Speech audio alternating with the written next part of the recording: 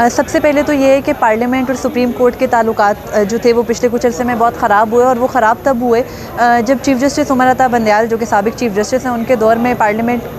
की अदम एतमाद की तहरीक चल रही थी और सुप्रीम कोर्ट ने उस पर आज खुद नोटिस लेकर जो है वो उसकी वोटिंग कराई। उसके बाद वो तमाम मामला चला, पाकिस्तान तहरीक इंसाफ की गवर्नमेंट गई और फिर इमरान खान और उनकी जो पार्टी थी उन्होंने सुप्रीम कोर्ट के ख़िलाफ़ एहतजाज किया। उसके बाद सुप्रीम कोर्ट ने पंजाब असम्बली के अंदर जो PTM की गवर्नमेंट थी उसको गिरा के और फिर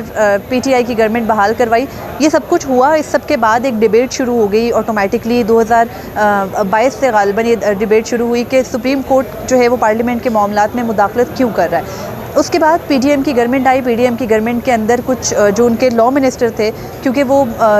जो है वो एक प्रोमिनेंट लॉयर हैं और उनकी जानिब से बार बार बहुत सारी जगहों पे सुप्रीम ये जो बार काउंसिल्स हैं ये भी जो है वो अपना अपना मौक़िफ़ उनके साथ भी शेयर करती रहती हैं। वो पाकिस्तान बार के रुकन भी हैं। तो उन्होंने ये चीज़ प्रपोज़ की कि कम से कम जो पार्लियामेंट में सुप्रीम कोर्ट चीफ़ जस्टिस का जो इख्तियार है 184(3) यानी सुमोटो के मामले में उसको रेगुलेट होना चाहिए। तो उसके रेगुलेशन के ऊपर बहुत अरसे से डिफरेंट जो है वो प्रपोजल्स दिए जा रहे थे। तो फिर एक अमेंडमेंट की गई और अमेंडमेंट इस सूरत में की गई कि एक एक्ट ऑफ पार्लियामेंट लाया गया supreme court practice and procedure के नाम से अप्रैल के अंदर। और फिर उस एक्ट को जब अभी नाफिज भी नहीं हुआ था तो उसको चैलेंज कर दिया कुछ प्राइवेट पिटिशनर्स ने। और उस टाइम पे चीफ जस्टिस उमर अता बंदयाल जो है वो उन्होंने 8 रुकनी बेंच बनाया। उस 8 रुकनी बेंच ने पहली हेयरिंग के ऊपर ही उस एक्ट को कलअदम तो करार नहीं दिया, लेकिन उसको उस पर स्टे दे दिया और ये कह दिया कि अगर एक्ट बन भी जाता है, बिल इससे जो है वो एक्ट की सूरत में बन जाता है, फिर भी उस पर अमल दरामद नहीं हो सकेगा। वहाँ से ये तासुर गया कि शायद पार्लियामेंट की जो प्रोसीडिंग्स है या उनके जो मामलात है उसमें तो सुप्रीम कोर्ट अब मुदाखलत कर लेती है, लेकिन जब सुप्रीम कोर्ट के मामलात आते हैं तो उसके ऊपर सुप्रीम कोर्ट बहुत ज़्यादा रिस्ट्रिक्टिव हो जाती है। उसके बाद सुप्रीम कोर्ट के अंदर क्योंकि जजेस का डिवाइड ऑलरेडी बहुत अरसे से डिस्कस हो रहा था, तो यही हुआ कि जो चीफ जस्टिस कादी फ़ाइज़ ईसा ने जब चीफ जस्टिस बनना था तो उससे पहले ही एक्सपेक्ट किया जा रहा था कि उनके आने के बाद बहुत सी तब्दीलियाँ आएंगी, क्योंकि वो supreme court practice and procedure की वजह से किसी भी बेंच का हिस्सा नहीं बन रहे थे। इसलिए फिर जब चीफ जस्टिस कादी फ़ाइज़ ईसा चीफ बने, उन्होंने पहले दिन पे इस केस की हेयरिंग की और हेयरिंग करने के बाद अब सुप्रीम कोर्ट ने एक तरह से ये तासुर दिया है अपनी जानिब से कि सुप्रीम जो पार्लियामेंट है वो सुप्रीम है और पार्लियामेंट के जो कानून बनाए जाते हैं उनको ही सुप्रीम कोर्ट ने भी उन पर अमल दरामद करना होता है, यानी सुप्रीम कोर्ट पार्लियामेंट के बनाए हुए कानून से बाला नहीं है।